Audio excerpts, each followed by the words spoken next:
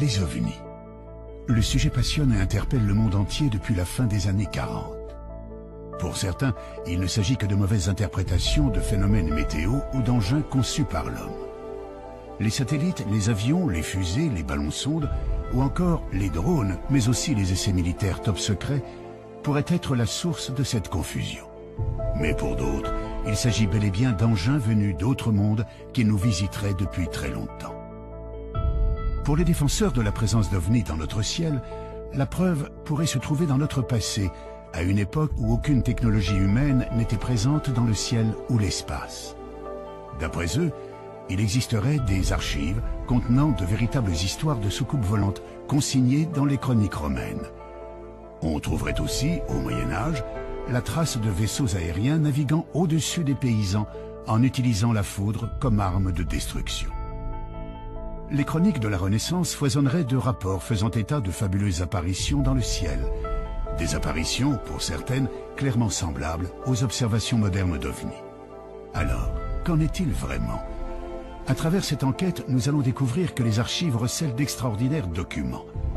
Le passé a bien été le théâtre de phénomènes aériens ou célestes marquants pour toutes les populations de notre planète. Des observations qui furent interprétées comme des apparitions divines, des présages, mais aussi comme d'effroyables signes du ciel.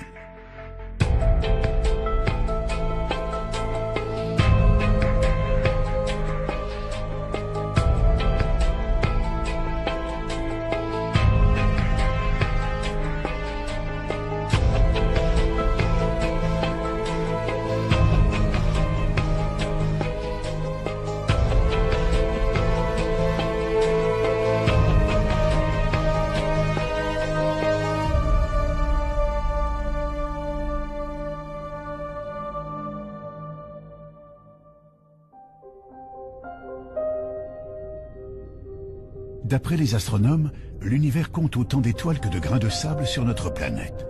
Certains pensent qu'il y a probablement des millions de mondes habitables et peut-être des planètes où vivraient des êtres intelligents, voire des civilisations supérieures à la nôtre. Serait-il possible que ces êtres soient déjà venus jusqu'à nous?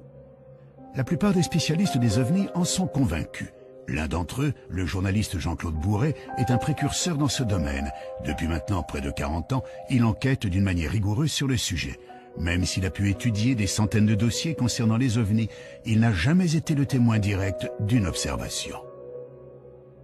Je me suis trouvé confronté à un objet volant non identifié par l'intermédiaire d'une dépêche de l'agence France Presse, qui est l'une des 4 grandes agences de presse internationales, en 1973.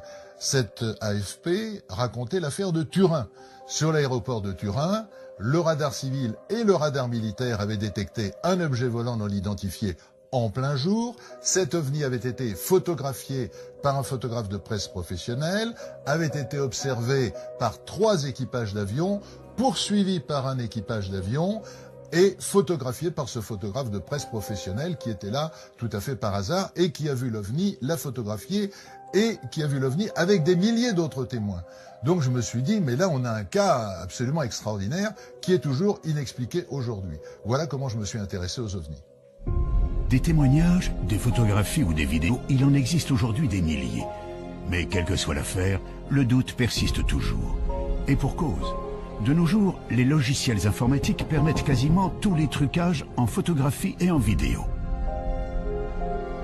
En imaginant que des centaines de témoins relatent la même observation, prennent des photos sous divers angles et qu'au même moment des radars enregistrent des données précises, les sceptiques argumenteront notamment qu'il pourrait s'agir là d'essais militaires d'engins top secrets.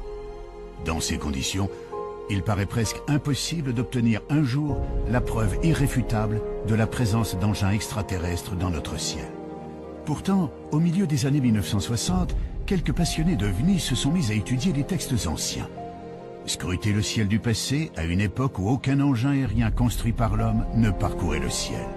Pourrait-on trouver des descriptions d'ovnis dans les chroniques romaines ou médiévales? Évidemment, plus on remonte dans l'histoire des hommes, à des époques où la technologie moderne n'existait pas, il n'y avait pas d'avion, il n'y avait pas de ballon-sonde, il n'y avait pas de satellite artificiel. Quand les gens font des descriptions d'objets volants non identifiés, qu'ils n'appellent pas évidemment ovnis à l'époque, mais les signes mystérieux ou épouvantables ou effrayants vus dans le ciel, là on est bien obligé de dire qu'est-ce qu'ils ont vu.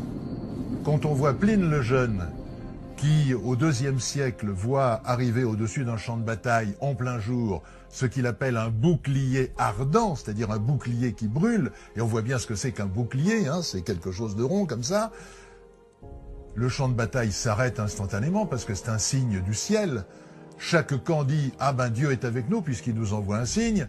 Et puis le bouclier reprend sa course et chacun commence à continuer à sortir son épée et à tailler l'autre en pièces en disant « Dieu est avec nous ». Alors c'est quoi au IIe siècle après Jésus-Christ? C'est un satellite artificiel, c'est un ballon-sonde, c'est un hélicoptère, c'est les phares d'atterrissage d'un avion. Et on se rend compte que toute l'histoire des hommes est jalonnée par des signes mystérieux, extraordinaires, qui pour moi sont la preuve que nos ancêtres, évidemment aussi, ont vu des objets volants non identifiés. On parle d'objets volants, de phénomènes aériens. Ce qui peut surprendre, c'est qu'à notre époque, une grande partie de la population associe ces apparitions à des visiteurs extraterrestres et non pas aux dieux ou à des manifestations diaboliques comme ce fut le cas dans le passé. Si l'homme d'aujourd'hui pense à des visiteurs venus d'ailleurs, c'est que notre connaissance de l'univers a beaucoup changé. Il y a 140 milliards de soleils dans notre galaxie. On le sait maintenant. Avant, on disait entre 100 et 200 milliards. Maintenant, avec les télescopes qu'on a lancés, on sait qu'il y a 140 milliards. Et on sait depuis 1994 que pratiquement chaque étoile entraîne un cortège de planètes qui tournent autour d'elle. Donc on sait que dans notre galaxie, il y a probablement 1000 à 2000 milliards de planètes. Donc même si vous prenez une hypothèse faible en imaginant que la vie ne peut naître que sur une planète sur 100, une planète sur 1000, une planète sur 1 million, une planète sur 1 milliard, ça fait encore des centaines, des milliers, des dizaines de milliers de planètes habitées dans notre galaxie. Et il y a un nombre infini de galaxies. Donc, j'ai la certitude que nous ne sommes pas seuls dans l'univers. J'ai la certitude que dans l'échelle des intelligences, nous sommes au bas de l'échelle. Nous sommes des primates, nous sommes des primitifs, nous sommes des singes à peine évolués. Et une civilisation qui aurait ne serait-ce que 1000 ans ou 2000 ans d'avance, ce qui n'est rien, parce qu'il peut y avoir des civilisations qui ont des milliards d'avance par rapport à nous, elle se manifesterait à nous sous une forme magique. Une forme magique, comme une lumière étrange, une apparition prodigieuse. Parmi les nombreuses vidéos d'OVNI, il en existe quelques-unes dont la source a pu être vérifiée, comme celle que vous allez découvrir. Nous sommes en septembre 2012. En cette fin d'après-midi, une équipe de tournage s'affaire à filmer à Zutphen, en Moselle, les évolutions de parapente et de paramoteurs dans le ciel. Vers 18 h, le caméraman, équipé d'un matériel haute définition, va enregistrer des images pour le moins étonnantes.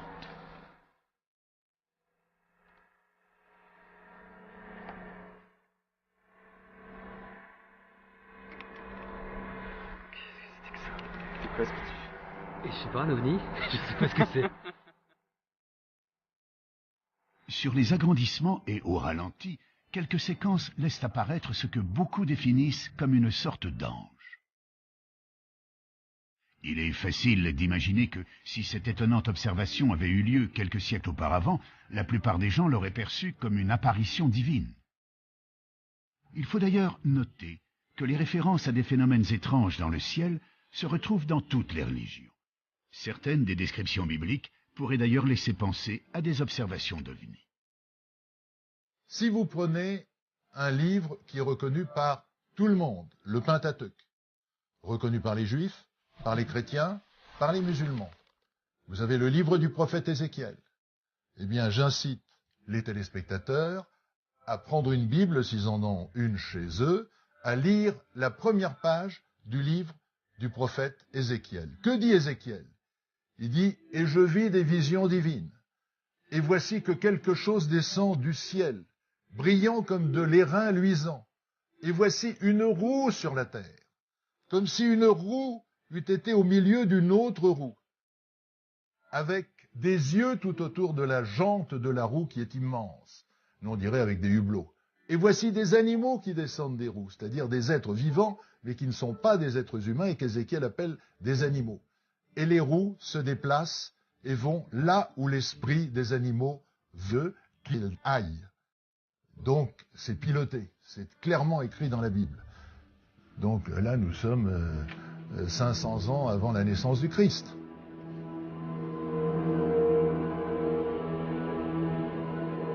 D'autres sources nous parlent de phénomènes célestes ou atmosphériques étonnants observés dans l'Antiquité, notamment dans les écrits d'un certain Julius Obsequens, auteur du Livre des Prodiges. Cet ouvrage réunit des faits étranges relevés de l'an 249 à l'an 12 avant Jésus-Christ. On y trouve toutes sortes d'événements marquants, brièvement résumés et, notamment, des observations curieuses dans le ciel dont voici quelques exemples. Près de Spolète, un globe de feu de couleur d'or tomba en tournoyant sur la terre. Ayant ensuite augmenté de volume, il s'éleva dans les airs et, porté vers l'Orient, il couvrit l'étendue du soleil. On vit à Tarquinium une torche ardente sillonner l'étendue et tomber soudain. Au coucher du soleil, un corps semblable à un bouclier ardent fut aperçu, se dirigeant de l'Occident vers l'Orient. On vit comme des armes et des javelots s'élever de terre avec un grand bruit et se diriger vers le ciel. Comment expliquer ces mystérieuses observations relevées par plusieurs chroniqueurs romains? Yannis Delianis, historien, diplômé d'une maîtrise en archéologie à l'université de la Sorbonne, étudie ces textes anciens où les références à des phénomènes célestes ou météorologiques inexpliqués ne sont pas rares. Les Romains nous parlent de poutres enflammées qui traversent le ciel. Ils nous parlent d'apparitions, ils nous parlent de globes de feu qui parfois ont des comportements étranges dans le ciel. On a un exemple chez Julius Obsequens d'une boule qu'il nous dit de couleur dorée qui serait descendue pratiquement au niveau du sol pour ensuite remonter. Ce sont des phénomènes qu'on s'explique mal aujourd'hui, qui pourtant sont rapportés de façon plus ou moins précise. Et malheureusement, on ne sait pas quoi en faire de ces observations, de ces rapports. S'il est possible que certaines de ces descriptions, comme les torches ardentes, les poutres enflammées ou les étoiles chevelues, citées dans les chroniques romaines, peuvent se rattacher à l'observation des météorites ou des comètes, il paraît plus difficile d'expliquer la vision d'une boule dorée se posant puis remontant vers le ciel ou d'un bouclier ardent parcourant l'horizon. Quand on parle d'un bouclier, est-ce qu'on implique que l'objet est lui-même métallique, comme on peut le voir pour certains témoignages de soucoupes volantes? Ça, on est bien embêté pour le dire aujourd'hui, parce que notre compréhension de ces termes-là est assez faible en réalité. On les rapproche d'une morphologie, la morphologie est évidente, Les Romains classifiaient leurs prodiges suivant une typologie morphologique, ils les classifiaient en fonction de la forme, mais qu'est-ce que ça représentait exactement? Là est toute la question. Les boucliers volants de l'Antiquité restent donc une énigme pour les historiens. On peut aussi s'interroger sur un autre fait surprenant de ces écrits vieux de 1800 ans. À leur lecture, on s'aperçoit que leurs auteurs ne cherchent jamais à expliquer l'origine de ces phénomènes, comme si cela les dépassait de très loin. Les Romains voyaient des choses dans le ciel qu'ils ne s'expliquaient pas forcément ou qu'ils tentaient d'expliquer par une rupture de l'équilibre de la nature. Donc ils cherchaient des interprétations. Et c'était peut-être ce qui les intéressait le plus en réalité, plus que le phénomène lui-même ou que sa nature, était de savoir ce qu'il fallait en faire et comment le comprendre, comment comprendre ces signes. C'est d'ailleurs l'un de ces signes qui marquera un tournant radical dans l'histoire de l'humanité. En effet, en l'an 312, Constantin, qui s'apprête à combattre pour le trône impérial de Rome, voit soudainement apparaître dans le ciel d'Italie une croix étrange, entourée d'un cercle. Il croit y reconnaître un symbole chrétien. Pour le futur empereur, c'est bien sûr un message. Alors qu'il ne croyait pas au Dieu des chrétiens, il est désormais persuadé d'être protégé par le Christ. Après sa victoire, Constantin interdira la persécution des chrétiens dans l'Empire, annonçant le début d'une entrée de l'Europe dans l'ère chrétienne. Tout cela, suite à l'apparition d'un phénomène étrange dans le ciel d'Italie, il y a 17 siècles.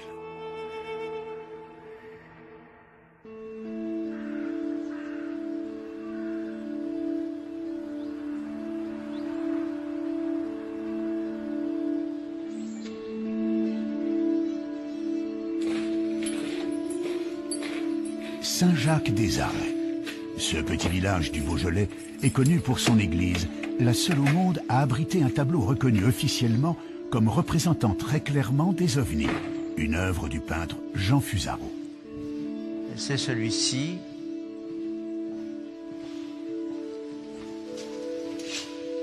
Alors Fusaro, sur le plan graphique, il faut parler du plan graphique aussi, il s'en donne à cœur joie, évidemment, qu'il y a une représentation de toutes les phases de l'histoire de Rigobert. C'est tempestaire, le blé, le monde rural, la ruralité. Il y a même un petit hameau Beaujolais, là, derrière la croix, en bas, là. Et puis, il y a cette spatialité différente, cette fabuleuse interprétation de ce qu'on appelle des ovnis au jour d'aujourd'hui, hein. Des ovnis, des bateaux qui voguent dans les nuages. Alors ce sont soit des bateaux, soit des soucoupes, soit des montgolfières, soit des cochons qui volent, soit des oiseaux qui volent. C'est tout à fait un monde où Fusaro se délecte d'abord, parce que c'est un peintre de la délectation. Il se délecte et il s'en très fort.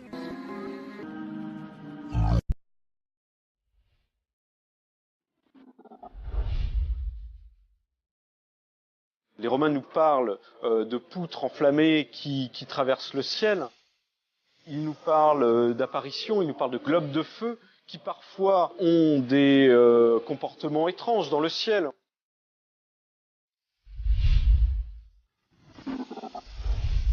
On croyait aussi dans l'existence de vaisseaux aériens venant d'un pays s'appelant la Magonie. On peut voir par exemple des éléments qui nous paraissent bizarres.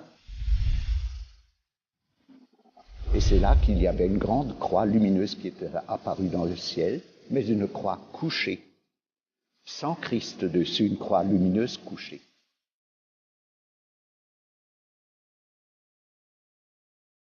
Il y a énormément de phénomènes lumineux dans l'atmosphère qui s'interprètent assez facilement. Puis il y a des choses plus...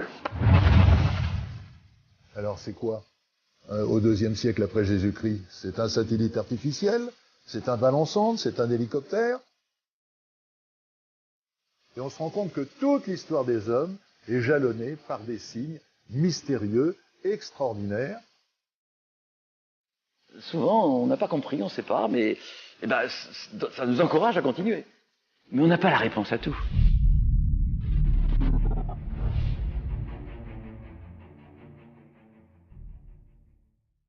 Toute une série de croyances ont pu se développer. Ça vient d'en haut, oui, ça vient d'en haut, ça vient du ciel.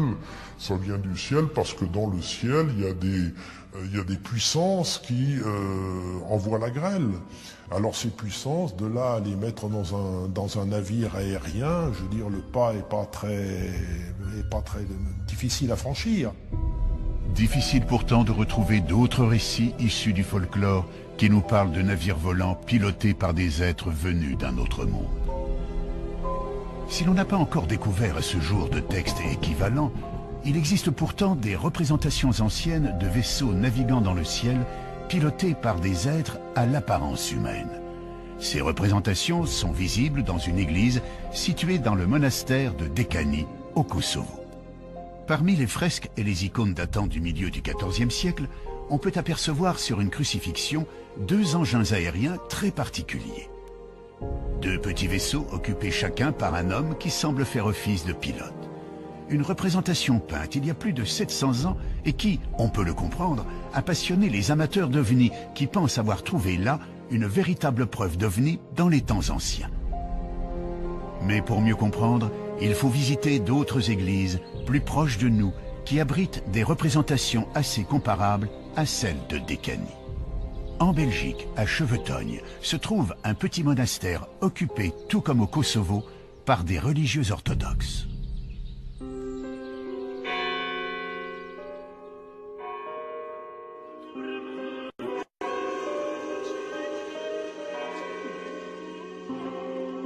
On peut y voir là aussi des fresques représentant des sortes de nefs volantes occupées par des formes humaines.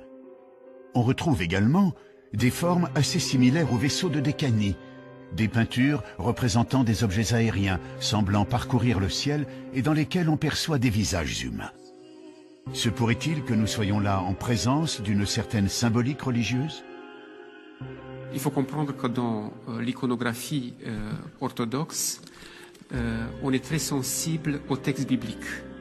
Donc chaque fois quand il y a une image qu'on voit, cette image, on voit au texte biblique. La fresque de Décanie concerne la crucifixion. Si l'on suit les évangiles, il est mentionné à plusieurs reprises que les ténèbres tombèrent sur Jérusalem de midi à 3 heures le jour de la crucifixion. Pour beaucoup, il s'agirait d'une éclipse. C'est donc pour symboliser cette éclipse que les artistes de Décanie ou de Chevetogne auraient fait figurer une lune et un soleil incarnés de chaque côté de la croix. Mais dans l'Église orthodoxe, cette représentation est plutôt rare. On a un cadre, donc il y a des règles strictes pour peindre tel ou tel saint ou telle scène biblique. Et on a des livres où c'est écrit avec beaucoup de précision. Pour telle scène, il faut faire ça, il faut faire ça, il faut faire ça. Donc, s'il y a des icônes ou des fresques où on peut voir, par exemple, des éléments qui nous paraissent bizarres, peut-être il faut se poser la question qui a réalisé cette fresque. Est-ce que c'est un vrai iconographe ou c'est un artiste qui a mis en jeu sa fantaisie?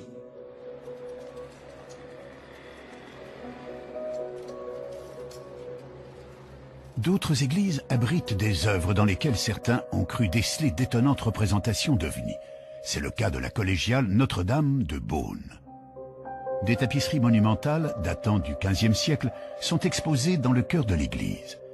Les personnages, les paysages, les châteaux et même les nuages sont représentés d'une manière assez réaliste pour l'époque.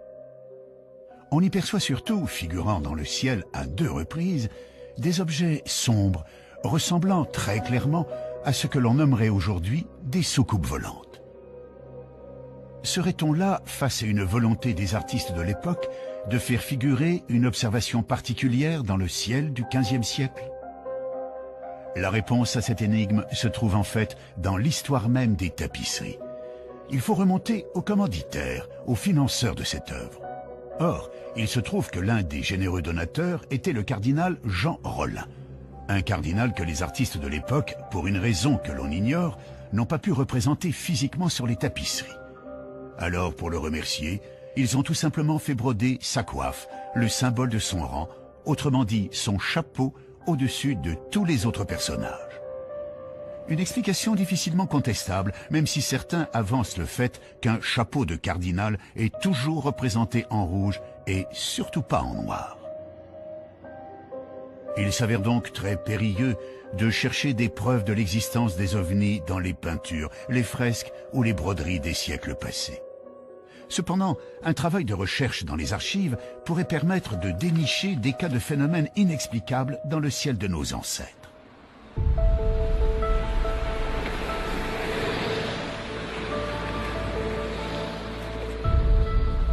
À Paris, au siège de Météo France, on trouve une bibliothèque très riche créée en 1878. On peut y consulter plus de 25 000 ouvrages scientifiques concernant la météorologie, mais aussi les phénomènes extraordinaires qui ont ponctué le ciel du passé.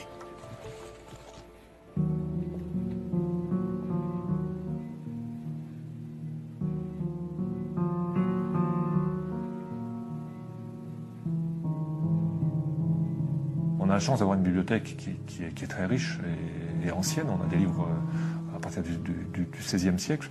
Et donc on peut retracer un peu comme ça toute l'histoire des connaissances sur l'atmosphère. Et on retrouve dans ces livres les premiers, par exemple, les premières observations de gloire qui avaient été faites au XVIe siècle par Bouguer lors d'un voyage en Amérique du Sud pour mesurer le méridien de la Terre.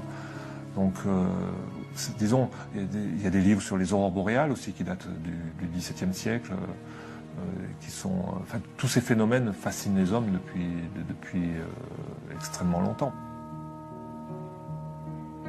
L'un des plus anciens ouvrages conservés est un livre rare, souvent cité en référence par les ufologues, le Prodigorium Chronicon de Conrad Lycosthenes, un ouvrage du XVIe siècle en parfait état de conservation. Le livre de Lycosthenes, c'est un livre en latin, c'est le livre des prodiges, qui a été édité en 1557 et qui est une chronique depuis la création, depuis le début, d'un ensemble de phénomènes extraordinaires. Alors ces phénomènes extraordinaires peuvent concerner les animaux, alors, ce sont des animaux avec deux têtes, mais dans la plupart des cas, ce sont des phénomènes naturels. Donc il y a un grand nombre d'inondations, justement de parélie, de halos. Il y a énormément de phénomènes lumineux dans l'atmosphère qui s'interprètent assez facilement. Puis il y a des choses plus... Donc on se demande si c'est pas sorti de l'imagination de celui qui a écrit. Par exemple, on voit des bruits des armes dans le ciel, des bruits de bataille. On peut penser que ce sont des orages, des tremblements de terre. Enfin, on voit avec des villes qui sont avec des bâtiments qui sont détruits.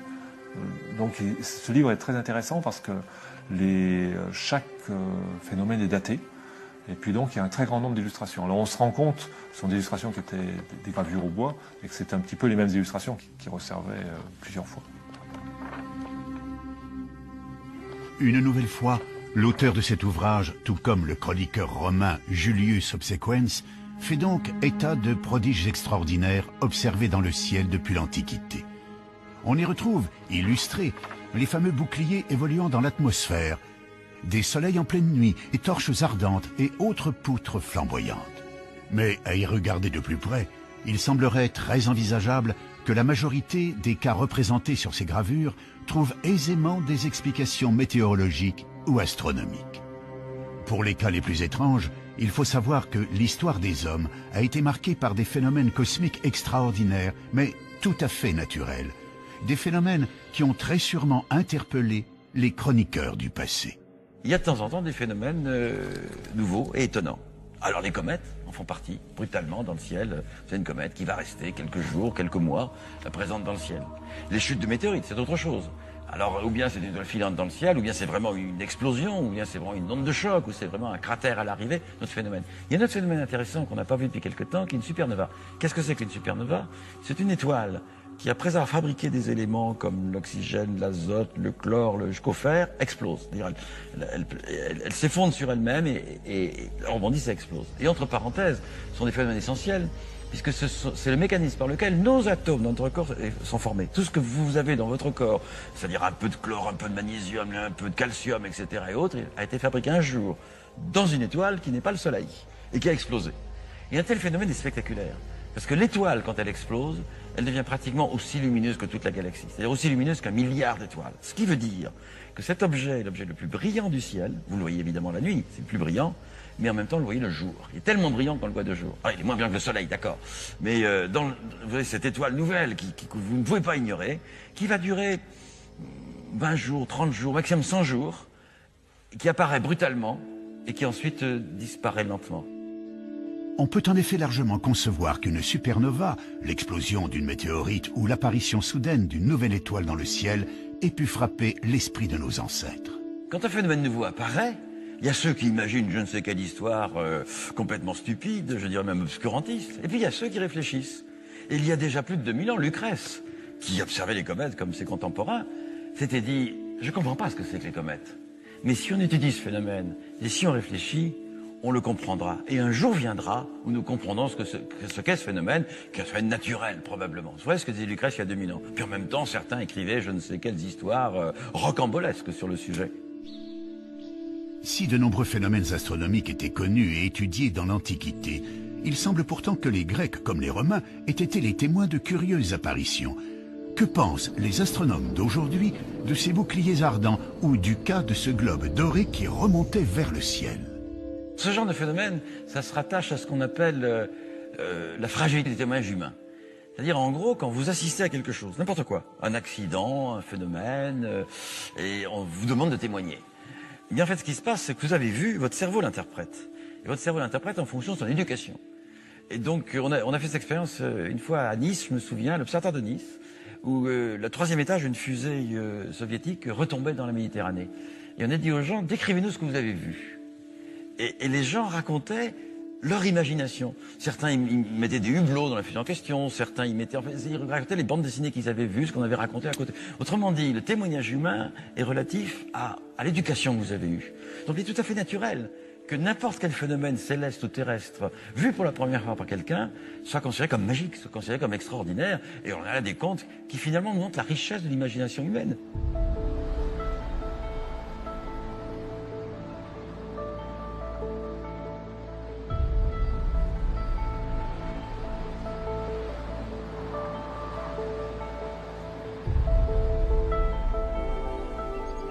La ville de Nice détient justement un document qui a enflammé l'imagination de nombreux ufologues. Le document en question se trouve aux archives communales et il renfermerait l'un des cas les plus énigmatiques d'OVNI dans le passé.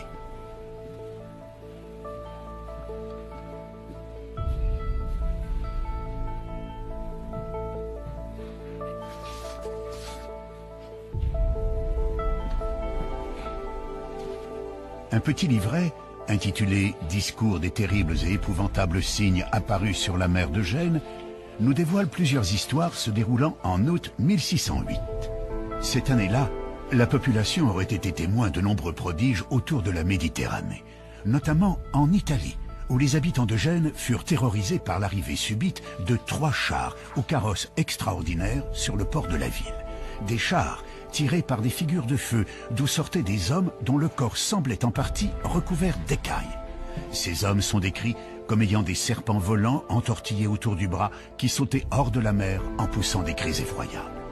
L'auteur nous signale que des gens seraient morts de terreur devant ce spectacle épouvantable et que le Seigneur des lieux aurait ordonné qu'on tire plus de 800 coups de canon contre ces incroyables engins qui n'en furent nullement effrayés. Face à un texte de cette nature, il est assez compréhensible que certains puissent y voir une véritable scène de science-fiction en plein XVIIe siècle. Ce document, il apparaît en 1608. Il fait partie de toute cette littérature de prodiges qui est très florissante au XVIIe siècle.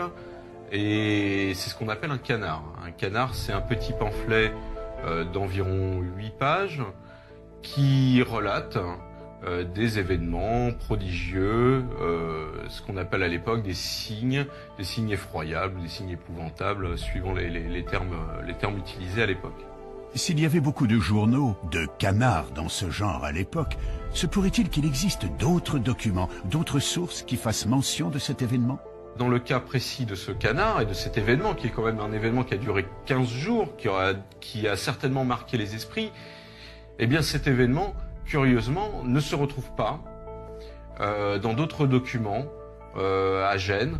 On n'a aucune chronique aucune chronique génoise qui parle de cet événement, et c'est fort curieux. C'est fort curieux parce que certainement cela implique que l'événement n'a pas eu lieu. Encore une fois, l'imagination débordante des humains serait-elle à l'œuvre? Durant ses recherches, Yanis Delianis a pu mettre la main sur des gravures datées du XVIIe siècle. On y voit des représentations de navires étrangement décorés, tirés par des sortes de dragons et entourés de personnages mi-hommes, mi-poissons, tenant dans leurs mains ce qu'on pourrait prendre pour des serpents volants. Le nombre de points communs semble donc important entre le texte sur les épouvantables signes sur la mer de Gênes et ces gravures qui datent, tout comme le canard, de 1608.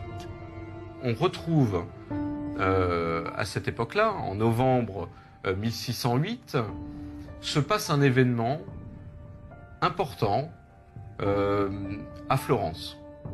à Florence, Cosme de Médicis se marie avec Marie-Magdalene d'Autriche le 3 novembre 1608 sur la rivière de l'Arno.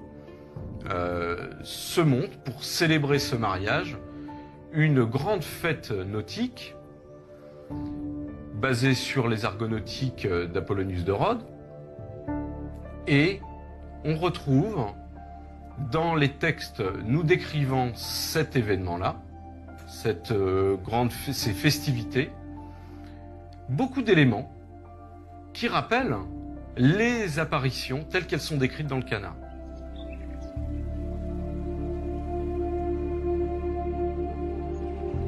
D'après Yanis, le livret en question fut édité en décembre 1608.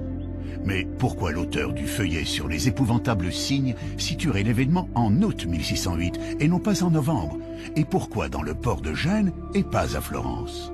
Je soupçonne l'auteur du Canard d'avoir déplacé sciemment le lieu de l'événement de Florence à Gênes pour couvrir ces traces, simplement. Ça arrive assez souvent dans la littérature de prodige. On réchauffe parfois les histoires, on change les dates, on change les lieux et on ressort la même histoire. C'est assez classique. Et là, on a peut-être un exemple également de ce genre de technique utilisée par les auteurs des canards. Falsification, témoins influencés par leur culture ou leur imagination, mauvaise interprétation de symboles religieux ou de phénomènes naturels, il paraît donc très difficile de trouver la preuve irréfutable d'observations d'ovnis dans les archives. Difficile, mais pas impossible. Il existe en effet quelques cas troublants qui ne trouvent aujourd'hui encore aucune explication valable. C'est le cas d'une observation faite à Hambourg en 1665 par un astronome et écrivain polonais. Dans le Theatrum Cometicum de Stanisław Lubieniecki, on retrouve plusieurs gravures qui représentent pour la plupart des comètes. Parmi celles-ci, une gravure particulière ne représente pas une comète. L'auteur est également l'observateur de ce phénomène. Il l'observe de chez lui. On voit sur la gravure qu'il a même marqué l'emplacement de l'observation, c'est-à-dire sa maison, son grenier. Il observe le phénomène de chez lui et l'auteur, qui est rompu à l'observation des comètes, il vient d'en observer une la même année, quelques mois plus tôt en avril, voit ce phénomène apparaître au-dessus de sa ville. On est en juillet. Il observe donc un autre phénomène qui pour lui n'est pas une comète. Et ce n'est pas une comète, c'est un phénomène qui n'apparaît pas sur plusieurs jours. Il est visible que quelques heures, je crois, au-dessus de la ville. Et il note sur cette gravure, il représente les différents états de ce qu'il voit. Et c'est très particulier, c'est assez intéressant. On a l'impression d'avoir un phénomène lumineux qui prend différentes formes, qui change d'orientation et qui se sépare en deux.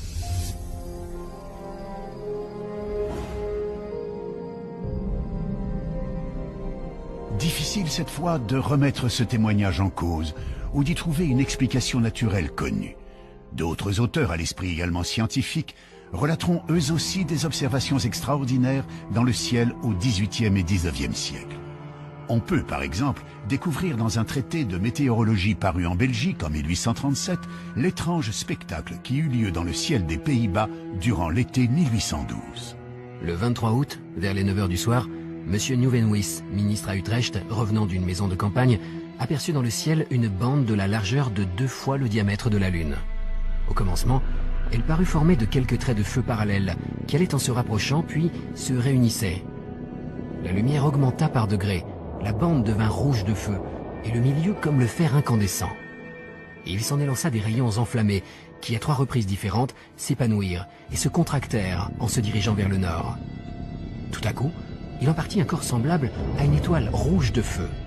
En peu d'instants, elle devint grande comme la moitié de la Lune. Sa lumière devint étincelante et presque aussi éclatante que celle du soleil couchant. Ce globe retourna alors dans le milieu de la bande dont il était sorti. Il a ensuite poursuivi sa route au-delà, et son éclat s'affaiblit en raison de la distance. Là encore, ce phénomène observé aux Pays-Bas il y a plus de 200 ans reste une affaire totalement inexpliquée.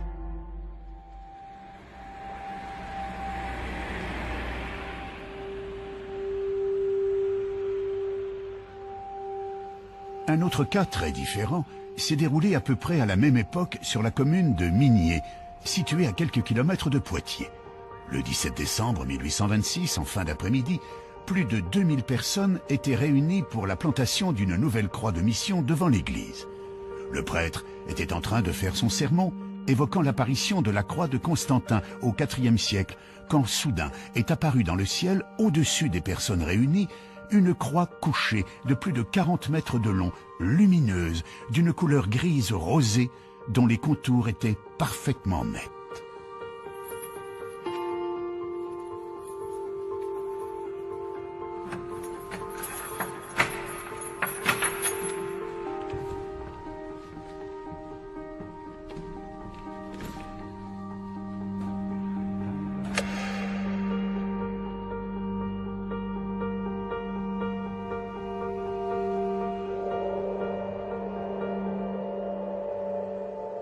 C'est pendant qu'il parlait de cette victoire de la croix que brusquement les gens ont été détournés, ne l'ont plus écouté. Il a essayé de parler plus fort et son confrère a dû intervenir en lui disant « mais cessez de parler de l'apparition à Constantin, regardez ce qui se passe ». Et c'est là qu'il y avait une grande croix lumineuse qui était apparue dans le ciel, mais une croix couchée, sans Christ dessus, une croix lumineuse couchée. L'émotion fut immense. La plupart des gens présents se mirent à pleurer, à crier, mais surtout à prier. Cette croix gigantesque, située seulement à une soixantaine de mètres au-dessus de leur tête, était silencieuse, immobile et surtout d'une netteté parfaite, diront les témoins. Ces gens, pour la plupart des paysans qui avaient donc l'habitude des phénomènes naturels, n'ont a priori pas pu confondre cette apparition avec un nuage à la forme particulière. D'ailleurs, les rapports de l'époque font état d'un ciel parfaitement clair ce jour-là. La croix resta en place durant plusieurs dizaines de minutes. Elle était restée très figée, très fixe, donc sans aucun mouvement. Et elle a disparu parce qu'après le prédicateur, évidemment, il avait perdu l'attention de ses fidèles. Il ne lui restait plus qu'une chose, il a essayé d'entonner le chant « Vive Jésus, vive sa croix » qu'on chantait lors de ces plantations de croix. Mais ça n'a pas trop bien marché, les gens étaient trop perturbés par cette croix apparue pour pouvoir chanter. Alors, de guerre lasse, il a fait rentrer les gens dans l'église pour rendre grâce à Dieu. Et comme ça, dans l'église, il pensait avoir nouveau son peuple en main, le peuple qui lui échappait à l'extérieur. Une petite partie des gens présents n'avaient pas pu rentrer dans l'église. Certains étaient restés à l'extérieur. Quelques personnes ont donc encore pu observer plus longuement cette croix aux particularités si étonnantes. Il y a même le témoignage d'une dame qui est citée dans la commission d'enquête, qui repartait et qui par le haut, donc en montant, puisque nous sommes un peu dans le creux, et qui a les collines d'alentour, qu'elle voyait encore la croix couchée, donc en partant tout de suite pendant que les gens allaient dans l'église, elle la voyait encore de haut, à peu près à sa hauteur. Si l'on résume, il ne paraît pas envisageable que cette population ait pu faire face à un phénomène météorologique connu. Peu probable également de trouver une explication du côté de l'astronomie. Reste l'hypothèse d'un canular, une théorie qui a aussi eu quelques adeptes peu après l'apparition. Certains avançaient qu'il était possible d'obtenir un résultat similaire en installant une croix de bois léger sur un système de câbles tendus sur des centaines de mètres. Donc vous avez pu vous-même voir que ce n'était guère possible des câbles parce que c'est quand même très éloigné et puis les collines ne sont pas élevées à ce point-là que des câbles auraient pu supporter une croix. Non, l'autre c'était la théorie du cerf-volant, donc qu'apporte ce témoin qui voudrait absolument dire qu'elle n'ait pas eu lieu. Mais là aussi le maire de Migné lui a envoyé une lettre officielle, d'ailleurs qui est publiée, l'invitant à venir sur place à faire son montage de cerf-volant pour montrer que ce serait possible, mais finalement il ne s'est jamais présenté et donc Il faut également admettre que si cette apparition n'était qu'une escroquerie conçue par un petit groupe, l'opération aurait nécessité un bon nombre de complices. La croix en question faisant tout de même plus de 40 mètres de long. Difficile de ne pas être vu et de rester discret pour installer un tel monument à 60 mètres de haut sur une place publique en plein jour. De plus, les années passant, personne n'a jamais avoué avoir participé à une telle action. Enfin, si des gens d'église avaient organisé et créé de toutes pièces cette apparition dans un but de propagande, ils auraient utilisé leur propre code, respecté le dogme catholique. Or, la croix qui est apparue dans le ciel de Migné en 1826 est dans le sens contraire au rite chrétien.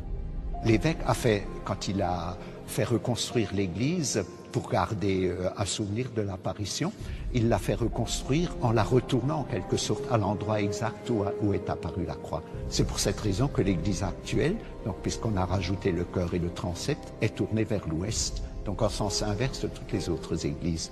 Donc pour moi, c'est plutôt un signe que de sortir, d'aller vers le monde, de regarder en avant. Cette histoire de la croix de Migné reste aujourd'hui encore classée dans la catégorie des apparitions divines, tout comme la croix apparue à Constantin, ou les nombreux prodiges observés à toutes les époques de l'histoire humaine. Nous l'avons vu, une très grande partie des cas décrits par les ufologues comme étant des preuves de l'existence des ovnis dans le passé peuvent trouver des explications rationnelles. Mais une chose est certaine, les archives contiennent bien des cas d'observation de phénomènes extraordinaires et inexpliqués dans le ciel du passé. Toutes les civilisations qui furent témoins de ces prodigieuses apparitions y ont perçu un signe interprété comme magique ou divin. Aujourd'hui, à notre tour, nous interprétons ces signes en y voyant la présence de technologies venues d'autres planètes. Une croyance qui nous permettrait d'accréditer la thèse selon laquelle nous rentrerons un jour en contact avec une civilisation plus évoluée que la nôtre. Pour certains adeptes de la théorie extraterrestre, à travers les signes, les apparitions ou les prodiges du passé, les ovnis n'ont jamais cessé de nous envoyer un signal. Le signal magique de la présence d'autres civilisations dans l'univers. Mais ces civilisations auraient-elles vraiment un intérêt à communiquer avec nous ? Est-ce qu'on communique avec la civilisation des fourmis? Est-ce qu'on communique avec la civilisation des abeilles? Est-ce qu'on communique avec un escargot? Vous imaginez un escargot, il pleut, il sort de sa coquille, il avance comme ça, et puis il y a quelque chose de vertical. Il monte, et c'est un piquet qui tient une glissière de sécurité d'autoroute. Il est au sommet, et puis avec ses deux petites antennes, au bout duquel il y a les yeux, il regarde, il voit passer des lumières comme ça. Est-ce qu'il peut savoir ce que c'est qu'une voiture? Est-ce qu'il peut savoir la différence entre un moteur diesel et un moteur essence? Est-ce qu'il peut imaginer que dans ces voitures, il y a un homme avec une carte de crédit, une puce électronique, un code qu'on rentre dans une machine pour retirer de l'argent? C'est un monde qu'il ne peut même pas imaginer. Et ben, je pense qu'il y a la même différence entre l'escargot et nous qu'entre nous et certaines civilisations extraterrestres.